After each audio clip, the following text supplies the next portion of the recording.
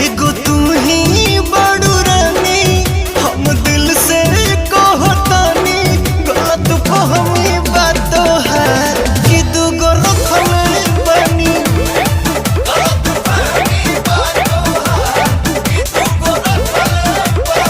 मान जाना झूठो के कला खइले बड़े रो देखे बुझत का फोन गाड़ी चलाओ तनी ऐसे कैसे रो रखते देखतानी तो लड़ा दी।